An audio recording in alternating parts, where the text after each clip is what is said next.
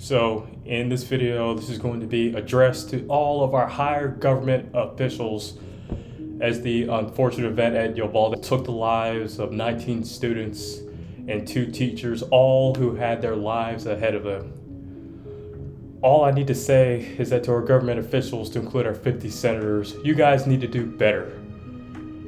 As an Army veteran, and I'm speaking as an American, it's that you guys are setting the standard for what's called complacency.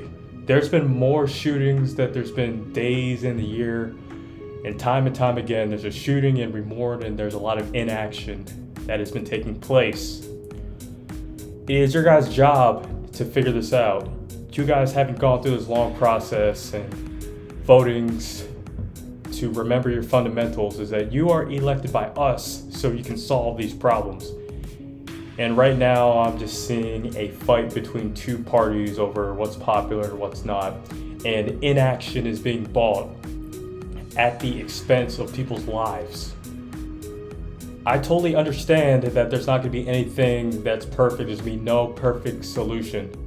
But some action is better than no action. And from what I'm seeing, inaction is the standard at this point, that it keeps allowing situations like this to happen. Palmetto High School, 2019. It was decided that there's going to be 2 armed combat veterans to help protect the school. And of course, with our political structure, apparently it was claimed as bad taste. I am sorry, but these are just the times that we live in.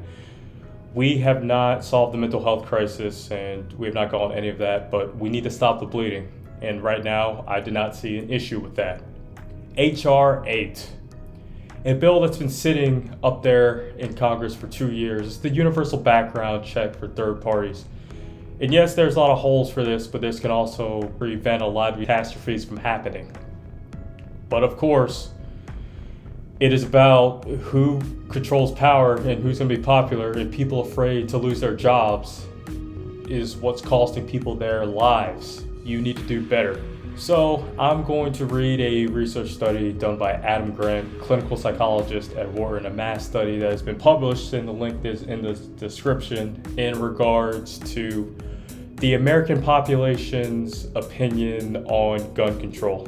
And he summed it up in this tweet, and I'll include the actual link in the description, but it says, one of the key principles of gun control, Americans are united.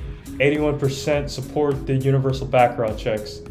87% want to ban gun purchases by those with mental illnesses. 80% reject concealed carry without a permit. Our descendants will be appalled that we didn't do more to prevent violence. I see a majority numbers in this study, and what does that tell me?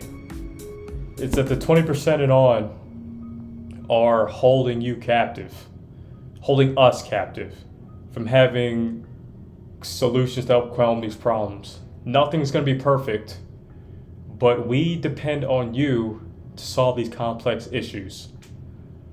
So government officials, what is it going to be? Are we going to keep hearing this in the news and keep mourning and then keep going back to more inaction? Or are you actually going to do your jobs? And are you actually going to help remedy this solution for years to come? So for those citizens watching, you can always call your senators, and I'll also leave a link to how you can donate to help the families of Uvalde Elementary School.